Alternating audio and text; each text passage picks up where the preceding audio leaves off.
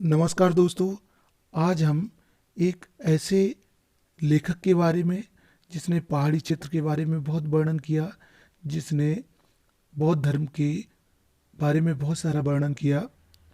हम बात करेंगे कृष्णनाथ जी के जीवन वृत्त के बारे में, उनके लेखन के बारे में, उनके संपादन के बारे में। लेकिन इससे पहले यदि आपने इस चैनल को सब्सक्राइब नहीं किया तो मेरा निवेदन है कि चैनल को सब्सक्राइब कर लें। साथ में यदि जानकारी अच्छी लगे तो शेयर भी करें, लाइक करें और सुझाव भी आमंत्रित हैं, कृपया सुझाव भी दें।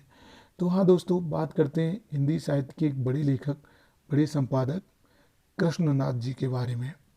बौद्ध धर्म में गहरी आस्था रखने वाले लेखक कृष्णनाथ का जन्म सन 1934 ईस्वी में काशी के एक स्वतंत्रता सेनानी परिवार में हुआ था। उन्होंने बनारस हिंदू विश्वविद्यालय से अर्थशास्त्र में स्नातकोत्तर उपाधि प्राप्त की। अध्ययन काल से ही समाजवादी आंदोलन से जुड़े होने के कारण और जन संघर्षों में भाग लेने के कारण कई बार उन्हें जेल जाना पड़ा। इन्होंने काशी विद्यापीठ में अध्ययन कार्य और बाद में यहीं से अर्थशास्त्र के प्रोफेसर भी बने। हैदराबाद में रहकर प्रतिष्ठित साहित्यिक कृष्णनाथ पत्रिका, कल्पना तथा अंग्रेजी पत्रिका मैनकाइंड, कृष्णनाथ जी ने साहित्यिक पत्रिका कल्पना और अंग्रेजी पत्रिका मैनकाइंड का संपादन किया। आर्थिकी नामक अर्थशास्त्री पत्रिका के प्रथम संपादक थे। इन्होंने नागार्जुन के दर्शन, बौद्ध धर्म की वज्रयानी परंपरा का अध्ययन किया। भारतीय चिंतक जे कृष्णमूर्ति के साथ चिंतन मनन किया। सृजन आकांक्षा को लेकर इन्होंने यायावरी को अपनाया एवं हिमालय की यात्राएं की। यात्राओं के मोती से बनी भाषा इतिहास पुराण का संसार समेटे हुए है। साहित्य सेवाओं के लिए इन्हें लोहिया पुरस्कार मिला। कृष्णनाथ जी एक पर्यटक ही नहीं बल्कि तत्ववेत्ता की तरह उस स्थान पर अध्ययन करते थे। इस संकोची स्वभाव वाले चिंतक की मृत्यु सन 2016 ईस्वी में हुई। कृष्णनाथ जी उच्च कोटि के रचनाकार होने के साथ साथ एक पत्रकार और चिंतक भी थे। उनकी अधिकतर रचनाएं पहाड़ी वातावरण पर आधारित हैं। उसी प्रकार उन्होंने बौद्ध धर्म पर बहुत कुछ लिखा। पहाड़ी क्षेत्र की रचनाएं आपको पता ही है, और इन रचनाओं में लद्दाख में राग बिराग, किन्नर धर्मलोक, स्पीति में बारिश, पृथ्वी परिक्रमा, बौद्ध निबंधावली, हिमालय यात्रा, कुमायूं यात्रा, किन्नौर यात्रा, अरुणाचल यात्रा प्रमुख हैं। हिंदी और अंग्रेजी में कई पुस्तकों का इन्होंने संपादन कार्य किया। संपादन जो मुख्य रूप से किया मैंने अभी बताया भी था। प्रतिष्ठित साहित्यिक पत्रिका कल्पना और अर्थशास्त्री पत्रिका के प्रथम संपादक थे। अंग्रेजी पत्रिका मैनकाइंड का भी संपादन किया। इनकी और भी प्रमुख पुस्तकें रही हैं। निबंधावली, समाज एवं संस्कृति, पृथ्वी परिक्रमा, रूप शून्यम शून्यम रूपम, दत्त दिगंबर माडो गुरु, नागार्जुन कौंड और नागार्जुन कहाँ है आदि। इनके जो साहित्य के विषय का वर्णन किया इन्होंने। कृष्णनाथ जी के व्यक्तित्व के कई पहलू हैं, उसी प्रकार उनके वर्ण विषय का क्षेत्र भी व्यापक है। राजनीति, पत्रकारिता और अध्यापन की प्रक्रिया से गुजरते गुजरते वे बौद्ध दर्शन की ओर मुड़े। हिमालय की यात्रा के वृतांत, पर्वतीय क्षेत्रों का विस्तार, उनका रहन सहन, जीविका, विश्वास, जनसंख्या, ऋतु, फसल, जलवायु तथा भूगोल, उनका धर्म तथा विश्वास और उनके जीवन में क्या क्या कठिनाइयाँ हैं पहाड़ी लोगों को, इन्होंने इनके वर्णन विषय रहे हैं। पत्रकारिता और संपादन कार्य उन्होंने अति कुशलता से किया। अध्यापन उनका मुख्य विषय था। बौद्ध दर्शन में उनकी विशेष रुचि थी। यात्रा वृत्तांत उनकी यायावरी के रुचि के प्रतीक हैं, अर्थात ये भ्रमण बहुत करते थे। कृष्णनाथ जी का हिंदी अंग्रेजी दोनों भाषाओं पर अधिकार था।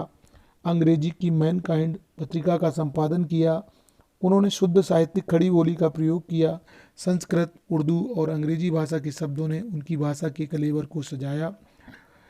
अलंग, अंतर्नाद, व्यथा, मान मर्दन संस्कृत शब्द, बगावत, शरीद जरिए जैसे उर्दू के शब्द और इम्पीरियल, गजेटियर, असिस्टेंट, रेगुलेशन जैसे अंग्रेजी भाषा के शब्दों का प्रयोग उन्होंने किया है। कहीं कहीं भाषा में दुर्वता आ गई है। अट्टहास की गर्मी, युवा निमंत्रण, अहंकार को गलाएं, वाक्यांशों के प्रयोग से भाषा में अर्थ ग्रहण की कठिनता आ गई है। कहाँ जाएं जैसे प्रश्न तथा तर्क के परे हैं। लघु वाक्यों से भाषा में चंचलता भी आई है। इस प्रकार उनकी भाषा में सजीवता और गंभीरता देखने को मिलती है। कह सकते हैं कि उनकी भाषा में चाहे वो हिंदी खड़ी बोली के शब्द तो हैं ही, अंग्रेजी के या उर्दू के शब्द हों, इन सब का को उन्होंने समाहित करने का प्रयास किया। कृष्णदास जी की काव्य जो गद्य है के जादूगर हैं। कृष्णदास जी की शैली में विविधता है, उनकी शैली में बौद्धिकता अधिक है। 5 प्रकार की प्रमुख शैलियों का प्रयोग है: विवरणात्मक शैली, प्रश्नात्मक शैली, भावात्मक शैली, चित्रात्मक शैली, सूत्रात्मक शैली। विवरणात्मक शैली का प्रयोग निबंधों और यात्रा वृत्तांतों के लिए किया है। इसमें विषय की स्पष्टता के लिए वर्णन शैली का प्रयोग हुआ है। प्रश्नात्मक शैली में उन्होंने छोटे छोटे प्रश्न किए, परंतु उनके उत्तरों की अनिवार्यता अनुभव नहीं किए, जैसे फिर क्यों रहते हैं, कहाँ जाएं। भावात्मक शैली, कृष्णदास बौद्ध धर्म से प्रभावित हैं, इस कारण धर्म की चर्चा करते समय वह भावात्मक शैली अपनाते हैं। गरीब व्यक्तियों के दुखों के प्रति वह भावुक उठते हैं और भ्रमण के प्रसंगों का वर्णन करते हुए स्थान विशेष के शब्द चित्र साकार कर देते हैं, जैसे ठिठुरन है, गलन है, व्यथा है। चित्रात्मक शैली को दर्शाते हैं। सफल पत्रकार होने के कारण घटना आदि के वर्णन में सूत्र से काम लिया। संसार और निर्वाण अतर्क हैं, तर्क से परे हैं। शिव का अट्टहास नहीं, हिम का आर्तनाद है। इसके अतिरिक्त उनकी शैली में विदेशी शब्द, आंचलिक शब्द, लघु वाक्य शब्दांशों आदि के प्रयोग देखने को मिलते हैं।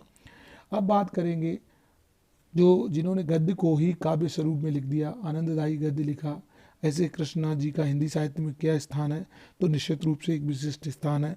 उन्होंने गद्य की विविध विधाओं के स्थान पर निबंध विधा एवं पत्रकारिता को अपनाया है। 2 विधाओं पर ज़्यादा काम किया है।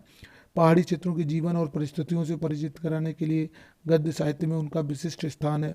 दलित एवं जनजातियों के चित्रण में विशेष रूप से याद रखे जाएंगे। कृष्णदास जी अनूठे हैं, अद्वितीय हैं। उनकी भाषा, चिंतन, चरित्र पाठक को बांधते हैं। उनके गद्य में अद्भुत कवित्व है। नामवर सिंह जी ने और अशोक वाजपेयी जी ने उनकी रचनाओं से को बहुत श्रेष्ठता प्रदान की है, उनकी प्रशंसा की है। इस गद्य कवित्व के कारण वे सदैव पाठकों के द्वारा स्मरणीय रहेंगे। तो दोस्तों, ये था कृष्णदास जी के व्यक्तित्व के बारे में, उनके जीवन वृत्तित्व के बारे में और कृतित्व के बारे में, उनकी रचना संसार के बारे में जानकारी। यदि आपको अच्छी लगी हो तो आप ज़रूर शेयर करें और सुझाव भी दें। यदि चैनल पर नए हो तो चैनल को सब्सक्राइब करें। तो मित्रों, आप ध्यान रखिएगा, कृष्णदास जी का नाम उतना व्यापक रूप से नहीं देखने को मिलता है, पर उनका व्यक्तित्व वास्तव में बहुआयामी है। वीडियो देखने के लिए आपका बहुत